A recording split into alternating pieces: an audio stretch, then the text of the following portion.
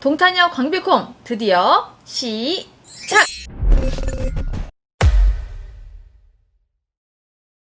미자분들 안녕하세요. 미세스 원입니다. 여러분, 동탄 이신도시 하면 뭐가 떠오르세요? 동탄역, GTX, 광비콤. 광비콤 아직도 모르시는 분이 계실까요? 광비콤은 광역 비즈니스 컴플렉스를 줄여서 만들어낸 말이에요. 광역, 광범위한 교통과 기반시설을 바탕으로 비즈니스, 업무시설을 마련해 비즈니스를 활발하게 할 수 있도록 만들어낸 구역이에요. 여기서 포인트가 뭘까요? 바로 교통과 업무시설이겠죠? 그래서 오늘은 이 두 가지 포인트를 가지고 광비콤을 알아보도록 할게요. 동탄역 교통은 이미 시작이 되었죠. 동탄역의 SRT는 개통 중이고요. 2023년에 GTX A 노선, 2026년에 인덕원선 1호선 연장, 2028년에 트램 등 확정된 것만 해도 이 정도. 여기에 용인에서 오산까지 분당선 연장안도 추진이 되고 있는데요. 지리적으로나 유동인구 등을 놓고 보더라도 중간에 동탄역이 빠질 수가 없겠죠. 자, 이렇게 되면 동탄역이 분당선 연장선에 포함이 되면서 동탄에 또 하나의 철도편이 추가가 될 예정에 있고요. 또 동탄에서 청주공항까지 연결이 되는 수도권 내륙선이 4차 국가철도망에 포함이 되면서 이것 또한 긍정적으로 추진을 하고 있는 상태입니다. 자, 이렇게 보면 동탄역이 경기 남부 교통의 허브라는 것에 반박을 할 수가 없겠죠? 거의 입증이 되는 셈이에요. 자, 여기에 깜짝 놀라는 플러스 알파가 있어요. 바로 경부고속도로 지하화 사업이에요. 동탄역 중간을 관통하고 있는 거 보이세요? 자, 이곳으로 경부고속도로가 지나가는 거고요. 동탄 이신도시는 도로의 금맥이라고 불리우는 경부라인이에요. 자, 바로 이곳을 경부고속도로 지하화하는 거예요. 경부고속도로가 지하화되는 곳이 우리나라에 있을까요? 현재 없습니다. 우리나라 어느 곳에도 경부고속도로 지하화되는 구간은 없어요. 동탄 이신도시가 우리나라 최초로 경부고속도로 지하화가 되는 곳이에요. 그만큼 의미하는 바가 크다는 겁니다. 어디까지 덮는 거냐고요? 자, 지도를 보시면 동탄 이신도시는 동탄역을 중심으로 이 네모박스 안에 있는 구역이 광역 비즈니스 컴플렉스, 즉 광비콤 구역이에요. 동탄 이신도시 전체 구간을 덮으면 좋겠지만 동탄역을 중심으로 하는 광비콤 구역 1.2km만 덮이게 됩니다. 언제? 2022년 7월에 예정이었으나 아쉽게도 1년 정도 이게 딜레이가 되어서요. 2023년 6월 예정으로 최근에 바뀌었어요. 어쨌든 경부고속도로가 지하로 들어가게 되면서 뚜껑이 덮이게 되면 상층부는 동탄역 공원으로 재탄생됩니다. 동탄역 우측으로는 롯데백화점과 CGV 등 문화시설이 자리 잡고 있고요. 좌측으로는 63층짜리 랜드마크 타워, 호텔, 컨벤션 센터 등을 비롯한 업무시설들이 들어서게 되면서 비즈니스 컴플렉스의 완성된 그림이 나오게 됩니다. 여기에서 주목할 만한 게 바로 업무시설이죠. 가장 중요한 업무시설을 또 봐야 되겠죠. 동탄 기흥로를 따라 랜드마크 타워, 호텔, 컨벤션 센터를 중심으로 위아래 양쪽으로 위치하고 있는데요. 반도 6, 7, 8차가 모여있는 반도타운 아파트와 인접해 있는 북쪽부터 업무시설 1, 2, 3, 4, 5, 6, 7, 8, 9, 10, 11까지 업무시설 부지가 있습니다. 자, 업무시설 한 부지당 필지로 따지면 1-1, 1-2, 1-3, 1-4처럼 4필지로 되어 있는 곳도 있고요. 뭐 2개만 되어 있는 곳도 있고 그렇죠. 자, 이들 지역은 용적률 600%, 동탄 기흥로 대로변은 1000%까지이기 때문에 아파트 높이로 따지면 최고 30층에서 40층까지도 고층 빌딩이 들어올 수 있게 됩니다. 자, 이렇게 한 필지당 건물 한 개로 따지면 총 36개의 빌딩이 들어온다는 거예요. 상상이 가시나요? 동탄에 강남의 테헤란처럼 고층 빌딩 숲이 생겨나는 거예요. 자, 이 중에서 가장 최근에 토지 낙찰을 받은 1-1 필지에 가장 먼저 업무 빌딩이 들어오게 되는데요. 이로써 광비콤의 첫 업무 지구가 시작이 되는 셈이에요. 광비콤의 처음으로 선보이는 업무 시설인 1-2를 한번 살펴볼게요. 서울과 수도권에서는 업무 빌딩으로는 이미 유명한 에이스 건설이 시공을 맡았고요. 이름은 동탄역 에이스 큐브입니다. 대지 면적은 791평, 건축 면적은 521평이고요. 용적률은 거의 1000%죠. 따라서 지하 6층부터 지상 23층까지 들어오게 되는데요. 지하 1층부터 3층까지는 상가로 65실이 들어오고요.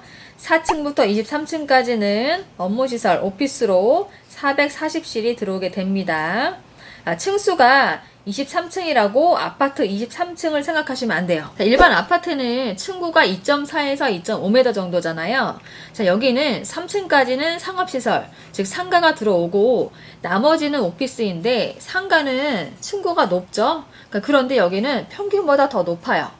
자, 1층 상가 층고를 보면 6.2m예요. 자, 2층, 3층은 층고가 5.4m, 4층도 5.4m, 5층은 4.2m, 6층부터 23층까지는 3.9m예요. 따라서 아파트 높이로 따지면 35층짜리 아파트가 들어온다고 보시면 됩니다. 특장점이 뭐가 있는지도 볼게요.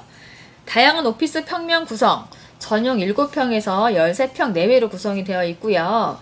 전호실, 발코니 시스템 적용. 이 발코니 서비스 면적이죠.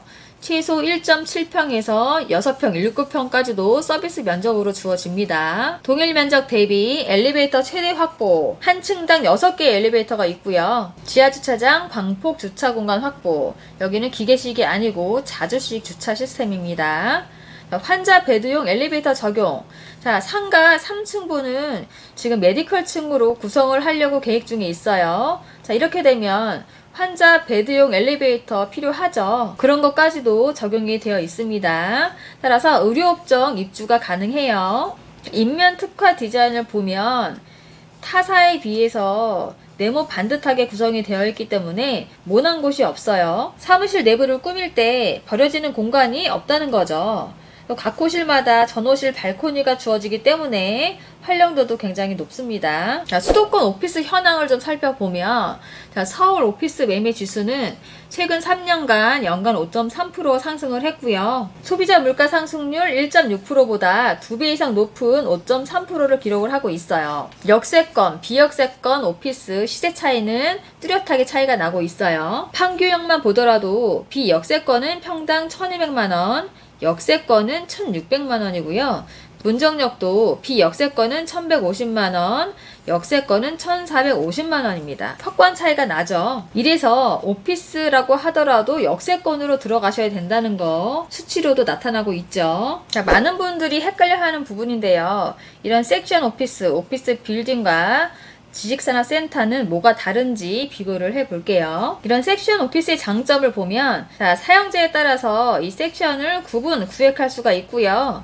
오피스 사무실 용도로 쓰인다는 거죠. 다양한 임대 수요층이 있습니다. 대기업도 들어갈 수가 있고요. 중소기업도 가능하고 개인, 법인, 사무실로 이용이 가능합니다. 가장 메리트가 있는 부분이죠. 전매 제한이 없다는 거예요.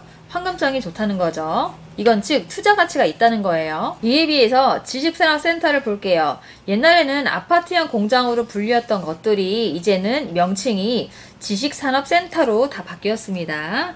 자, 지식산업센터의 단점은 뭐냐면 5년 이내에 사용을 하지 않을 경우에는 취득세 감면 혜택 받았던 거를 전부 토해내셔야 된다는 거예요. 또 1년 이내에 업종을 변경할 경우에도 세제 혜택 받았던 것을 환수 조치합니다. 또 입주기업이 업종 제한에 있어요.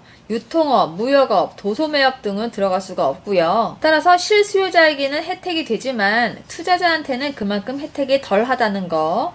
이런 오피스는 3가지 종류로 공급을 하고 있는데요. 업무복합시설을 볼게요. 근처에 있는 유리 노르웨이 숲이나 삼정 그린코아 이런 형태인 거죠. 자, 공동주택, 아파트 있고요. 오피스텔 있고요. 오피스도 있습니다. 한 단지에 3가지 복합시설이 들어간다는 거예요. 업무시설, 이런 섹션 오피스는 오직 오피스 용도로만 사용할 수가 있어요. 지식산업센터를 볼게요. 기숙사 들어갈 수 있죠. 사무실 용도로 쓸 수 있는 오피스도 들어갈 수가 있고요. 하이브인 같은 이런 제조업 시설도 들어갈 수가 있습니다. 자, 섹션 오피스와 지식산업센터 가장 큰 차이점은 이런 섹션 오피스는 업종 제한이 없습니다. 지식산업센터 같은 경우에는 업종 제한이 있기 때문에 업종 코드를 잘 확인하고 들어가셔야 됩니다. 자, 마지막으로 도면도 궁금하니까 한번 봐볼까요? 자, 보겠습니다. 네모 반듯한 구성이죠. 동쪽으로 보시면 동탄 기흥로 큰 도로죠. 대로변에 붙어 있어요. 오피스는 동쪽, 서쪽, 북쪽으로 배치하고 있습니다. 동쪽과 서쪽은 평수가 11평, 12평, 13평대로 구성이 되어 있고요. 북쪽은 7평, 8평, 코너는 11평으로 구성이 되어 있어요. 자, 보시다시피 엘리베이터는 한 층에 6개가 준비되어 있습니다. 호실별로 보면 모든 호실에 발코니가 적용이 되어 있어요. 코너 자리는 양쪽으로 있기 때문에 서비스 면적이 어마어마하겠네요. 자, 도면까지 해서 광비콤 최초로 들어오는 업무시설 1-1 동탄역 에이스 큐브 같이 알아봤습니다. GTX 동탄역 환승센터 도보권 거리 입지도 좋고 구성도 좋고 오피스 투자면에서 괜찮을까? 수익률은 좋을까? 고민하시나요? 분양가는 800만원 초반대, 개별호실 분양받아서 소자본 3천만원 미만으로 11%가 넘는 수익률이 나오는 오피스 건물이에요. 다시 광비콤 얘기로 돌아와서 자, 이렇게 동탄역의 교통편이 SRT, GTX, 인덕원선, 1호선, 트램 여기까지도 좋은데 여기에 분당선, 수도권 내륙선까지 들어오게 되면 총 7개의 교통편이 있는 복합환승센터 광역교통 중심지에 이 3,40층짜리 업무시설 고층 오피스 빌딩이 들어선다. 그림에서도 보듯이 말 그대로 광역 비즈니스 컴플렉스가 많네요.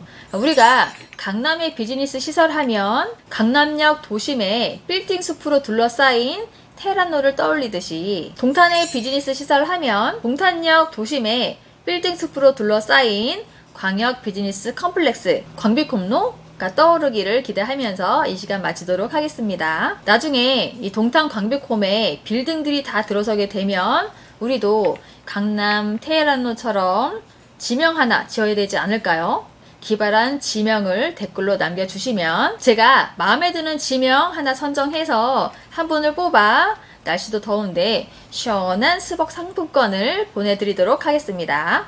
우리끼리 한번 웃고 가자는 거죠.